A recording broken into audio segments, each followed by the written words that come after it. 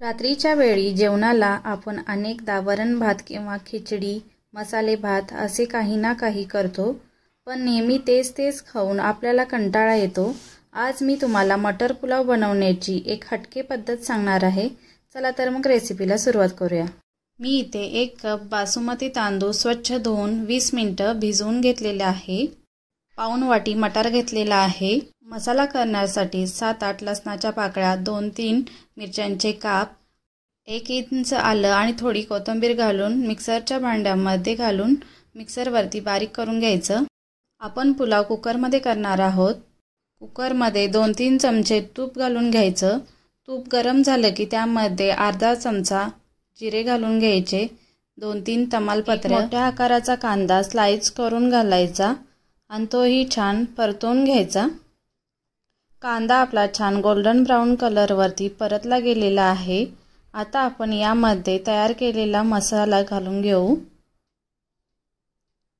मसाल्यातील कच्चेपणा जाईपर्यंत आपल्याला परतवून घ्यायचा आहे। आता आपण यामध्ये पाऊण वाटी मटार घालून घ्यायचा आणि तोही छान 2-3 मिनिटे परतवून घ्यायचा आहे।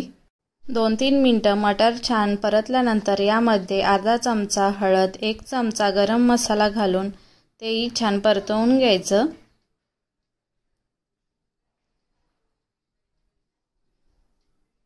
आता आपण यामध्ये भिजवून घेतलेला 1 कप तांदूळ घालून घ्यायचा आणि तोही हलक्या हाताने परतवून घ्यायचा। तांदूळ आपण 1-2 मिनिटे परतवून घेतलेला आहे। आता आपण यामध्ये 1.5 कप पाणी घालून घेणार आहोत। शेवटी यामध्ये चवीनुसार मीठ घालून घ्यायचं आणि अर्ध्या लिंबाचा रस पिळून यामध्ये घालून घ्यायचा। त्यामुळे आपला पुलाव एकदम मोकळा होईल।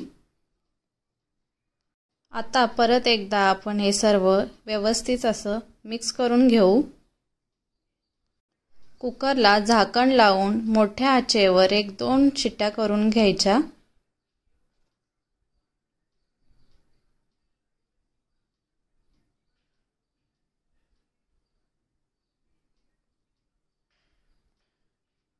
कुकर थंड झाला आहे। आपण त्याचं झाकण ओपन करून पाहूया।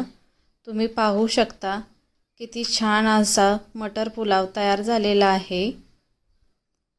पुलाव अगदीच मोकळा झालेला आहे। तुम्ही पाहू शकता इथे तयार आहे आपला गरमागरम झटपट असा मटर पुलाव। रेसिपी आवडली असेल तर चॅनेलला लाईक आणि सबस्क्राइब करा।